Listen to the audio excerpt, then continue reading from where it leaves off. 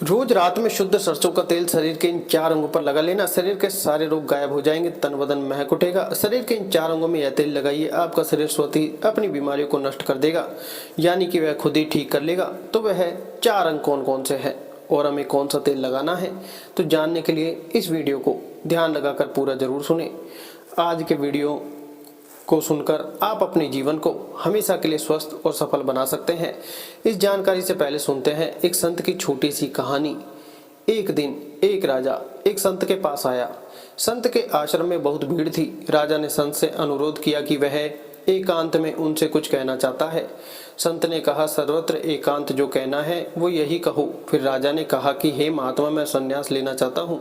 संत गंभीर हो गए। वह बोले कि तुम्हें सन्यासी होने के लिए दीक्षा से पहले मेरी एक शर्त का पालन करना होगा। राजा ने थोड़ी देर विचार करके कहा कि जब दीक्षा लेनी ही है और सन्यासी होना ही है तो मुझे आपकी सभी शर्तें मंजूर हैं। फिर संत ने आदेश दिया और कहा कि अपने कपड़े उतारो और अपने पैरों से जूते भी उतारो और नग्न हो जाओ, और इसी नग्न अवस्था में अपने राज्य के राजमार्गों पर स्वयं को जूते मारते हुए एक चक्कर लगा कर आओ। राजा असमंजस में पड़ गया। राजा ने कहा, हे महात्मा, आप यह क्या कर रहे हैं? मैं एक राजा हूँ, किस तरह से मैं नग्न होऊंगा और नग्न होकर अपनी ही सड़कों पर कैसे खुद को जूते मारते हुए चक्कर लगाऊंगा? लेकिन फिर भी राजा को सन्यासी होना था तो उसने संत की शर्तें मान ली और वह वैसा ही करने के लिए निकल पड़ा।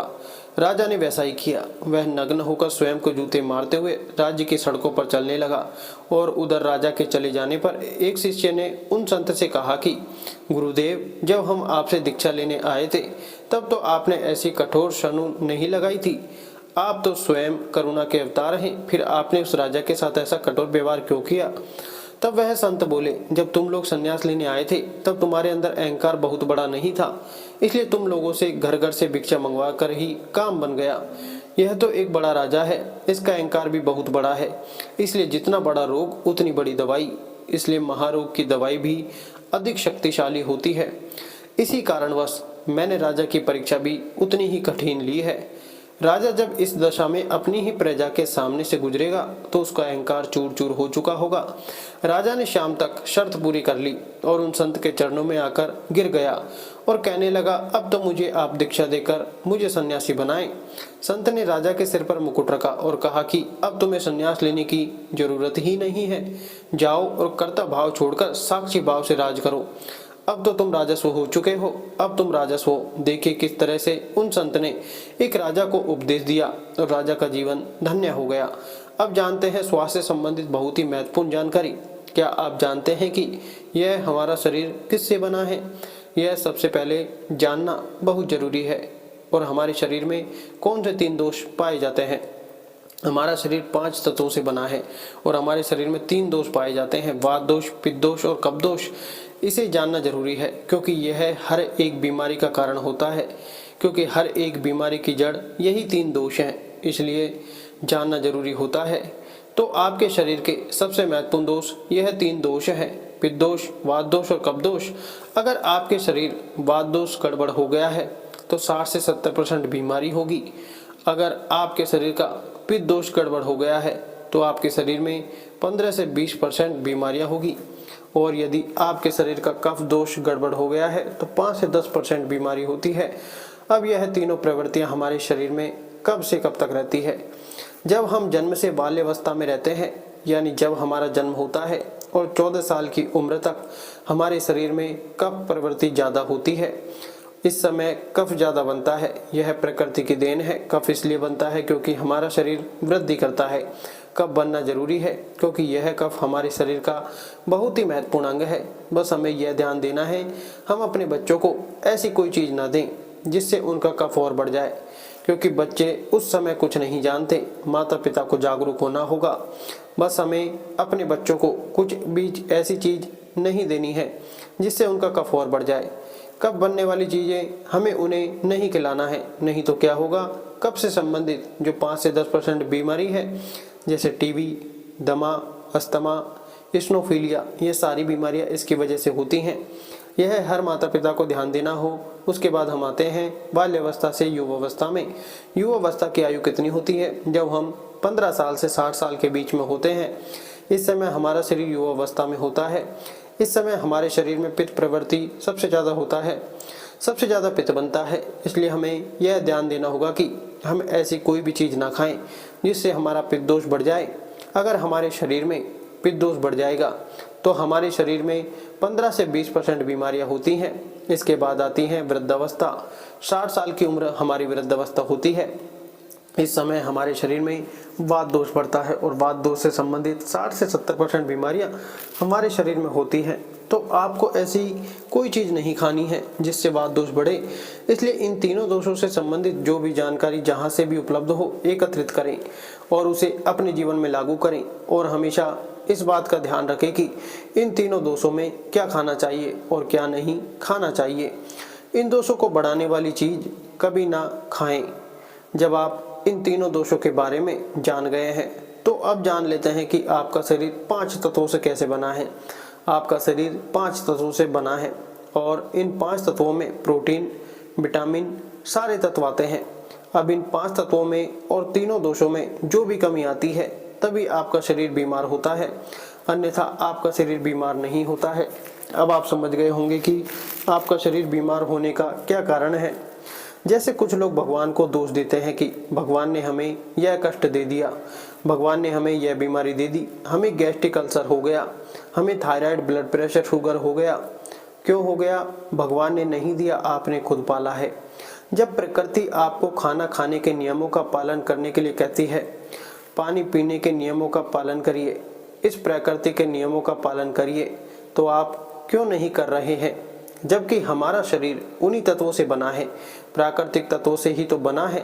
हमारा शरीर भी पानी से ही तो बना है, खाने से ही तो बना है, पोषक तत्वों से ही तो बना है। इन सारे नियमों का आपको पालन करना होगा। अब जब यह हमारा पित्त दोष कह रहा है कि यह चीज़ें ना खाएं, यह पित्त और बढ़ेगा, तो आप उसे क्यों खाते हैं? पिज्ज़ा बर्गर आप क्यों खाते हैं? चाय आप क्यों पीते हैं? चीनी आप क्यों खाते हैं? मैदा आप क्यों खाते हैं? जब आप यह सारी चीज़ें खा रहे हैं तो आपके पेट में एसिडिटी बनेगी, आपका पाचन तंत्र भी बीमार पड़ेगा और जब आपका पाचन तंत्र बीमार होगा तो अनेक बीमारियां आपको आएंगी। यह तो आप खुद कर रहे हैं, भगवान नहीं कर रहा है। हम आप इसे खुद जाने अनजाने में कर रहे हैं। हम अपने मन को, अपनी जीभ को कंट्रोल नहीं कर पा रहे हैं। ये सारी चीज़ें आप छोड़ दीजिए। अब बात करते हैं कि हमें अपने शरीर पर कौन सा तेल लगाना चाहिए और कहाँ पर लगाना चाहिए, इस बारे में जानते हैं। आप समझ गए आपका शरीर का निर्माण कैसे होता है। इसे सुरक्षित रखना आपके हाथ में है। इसकी सुरक्षा आप खुद कीजिए। शरीर के 4 महत्वपूर्ण अंग हैं जिससे आपके शरीर की सारी नसें जुड़ी हुई हैं। पहला है नाभि, दूसरा है पैर का तलवा, तीसरा है आपकी नाक, चौथा है आपका सिर। यह 4 सबसे महत्वपूर्ण अंग है और इन चारों जगह पर आपको तेल लगाना है। बस यह ध्यान देना है कि आपको तेल कब लगाना है और कैसे लगाना है। तो सबसे पहले चलते हैं आपके पैरों के तलवे। जो व्यक्ति रोज सुबह जागकर मॉर्निंग वॉक करता है नंगे पैर जमीन पर या फिर हरी घास पर, तो उसकी आंखों की रोशनी कभी कम नहीं होती है। इसलिए आपको पैरों के तलवे में शुद्ध तोरी का तेल लगाना है। इसके अलावा आप शुद्ध सरसों का तेल भी लगा सकते हैं। जब आप रात में सोने जाएं तो उससे पहले गुनगुने पानी से अपने पैर धो लीजिए। पैर धोने के बहुत बढ़िया से उन्हें साफ कर लीजिए। जहाँ पैर सूख जाए तो बिस्तर पर लेटकर अपने हाथों से मालिश कर लीजिए। रात में सोते समय यही शुद्ध सरसों का तेल, और जैसे ही आप 5 मिनट दोनों हाथों से मालिश करेंगे तो तेल से गर्माहट आएगी और तुरंत ही आपको नींद आना शुरू हो जाएगी। अगर आप नींद के टेबलेट लेते हैं, अगर आप डिप्रेशन में हैं, नींद नहीं आ रही है, तो यह दूसरे दिन से ही बंद हो जाएगा। आपको नींद के टेबलेट की ज़रूरत ही नहीं पड़ेगी। आपका पागलपन दूर हो जाएगा। याददाश्त बहुत तेज होती है, दिमाग से संबंधित सारी समस्याएं खत्म हो जाती हैं और एक ही बार में आप 10 बजे सो रहे हैं तो 4 बजे से पहले आपकी नींद ही नहीं खुलेगी। पहले इतनी बढ़िया नींद आती है। तो पैर के तलवों में तेल लगाने से आपका पाचन तंत्र मजबूत होता है, याददाश्त तेज होती है, भूख लगती है, शरीर को सही मिलती है, ऊर्जा मिलती है, यानी कि शरीर के सारे पोषक तत्वों की पूर्ति कर देता है। दूसरा स्थान है नाभि, जो कि आपके शरीर का सबसे महत्वपूर्ण अंग है। नाभि के पीछे पैकोटी ग्रंथि पाई जाती है और इसी पैकोटी ग्रंथि से शरीर की सारी नसें जुड़ी होती हैं और यह शरीर की सबसे शक्तिशाली ग्रंथि होती है, इसलिए नाभि में तेल लगाना चाहिए। पहले आपने देखा होगा जब आपके घर में छोटा बच्चा होता था तो माताएं उस बच्चे की तेल से मालिश करती थीं, लेकिन अब तो धीरे धीरे बच्चों को तेल लगाना ही बंद कर दिया। पहले माताएं 4 से 5 बार दिन में बच्चों की तेल से मालिश करती थीं। वह कहती थी कि हम जितनी बार तेल की मालिश करेंगे उनकी हड्डियां उतनी ही मजबूत होंगी, और वह घर पर बना हुआ शुद्ध सरसों का तेल होता था। लेकिन आज फैशन बदल गया है, लोग तरह तरह के केमिकल युक्त तेलों से मालिश कर रहे हैं जो किसी काम का नहीं है। इससे सिर्फ बीमारियां होती हैं, क्योंकि बच्चों की मालिश के लिए सबसे अच्छा तेल सरसों का है, और गांव के बच्चों की माताएं आज भी सरसों के तेल से मालिश करती हैं। गांव के बच्चे शहर के बच्चों की तुलना में कितने कमज़ोर हैं, आप खुद अनुमान लगा सकते हैं। यह नाभि आपके शरीर का सबसे शक्तिशाली हिस्सा होता है। जब माताएं नाभि में तेल की मालिश करती है तो पहले फूंक मारती थी, फूंक मारने के बाद उसमें तेल लगाती थी और दिन भर में 3 से 4 बार तेल लगाती थी। तो आपको भी आज से शुद्ध सरसों का तेल रात में सोते समय नाभि में लगाना है। और जब आप नाभि में तेल लगाते हैं तो इसके कितने फ़ायदे होते हैं आप ये जानकर चौंक जाएंगे। पहला फ़ायदा, आपको अच्छी नींद आएगी। दूसरा फ़ायदा, दिमाग से संबंधित कोई भी समस्या नहीं होगी। तीसरा फ़ायदा, आपका पाचन तंत्र मजबूत रहेगा। चौथा फ़ायदा, आपको भूख बढ़िया लगेगी। पांचवा फ़ायदा, आपके शरीर का सारा दर्द दूर हो जाएगा। छठा फ़ायदा, आपकी आंखों की रोशनी बढ़ जाएगी, यानी कि शरीर के हर एक अंग के लिए फ़ायदेमंद है। पैर का तलवा हो गया, नाभि हो गई, अब हर एक कदम आगे चलते हैं। वह है नाक, कान और आँख। तो आपके नाक में क्या करना है, अगर आपको गाय का शुद्ध देसी घी मिल जाए तो घी की 1 बूंद दाईं नाक में और 1 बूंद बाईं नाक में, दोनों नाक में 1-1 बूंद डालनी है। रोजाना दोनों नाक में 1-1 बूंद डालें। इसके बहुत सारे फायदे हैं। पहला फायदा, आपका पागलपन दूर हो जाएगा। अगर किसी को पागलपन है, अगर पागलपन का इलाज चल रहा है तो 3 से 4 महीने के अंदर पागलपन की दवा बंद हो जाएगी। दूसरा फायदा, अगर आपके कान के पर्दे में छेद है तो बिना ऑपरेशन के ठीक हो जाएगा। तीसरा फायदा, अगर आपको नींद की समस्या है तो नींद की समस्या दूर हो जाएगी। आपकी याददाश्त कमज़ोर है तो याददाश्त आपकी तेज हो जाएगी। शरीर में कमजोरी है तो शरीर की कमजोरी दूर हो जाएगी। जुकाम आपको कभी पूरी जिंदगी में नहीं होगा। जुकाम और सर्दी की नाक से संबंधित जितनी भी बीमारी है आपको नहीं होगी। अब एक अंग और है जहाँ से आपका शरीर पूरा दिमाग जुड़ा हुआ है, वह है सिर। अगर गर्मी का सीजन है तो आप स्नान करते होंगे। जब स्नान करके निकले तो स्नान करने के बाद जब आपके बालों का पानी सूख जाए तो आपको अपने सिर में शुद्ध सरसों का तेल लगाना है। जैसे ही आप अपने सिर में सरसों का तेल लगाकर सिर की मालिश करेंगे तो आपको 10 मिनट बाद नींद आना शुरू हो जाएगी। सिर में सोते समय तेल लगाने से कई फायदे होते हैं, जैसे आपका जो बाल पक रहा होगा वह भी रुक जाएगा, आपको नींद बढ़िया आएगी, दिमाग की याददाश्त बढ़ेगी, शरीर की शक्ति बढ़ेगी, शरीर की कमजोरी दूर हो जाएगी, यानी कि शरीर की सारी शक्तियां आपको मिलेंगी सिर में तेल लगाने से। तो आप शुद्ध सरसों का तेल अपने शरीर के इन 4 अंगों पर लगाएं और देसी घी को अपने नाक में डालें। यह प्रक्रिया आप अपना लीजिए, आपका शरीर स्वस्थ और तंदुरुस्त हो जाएगा।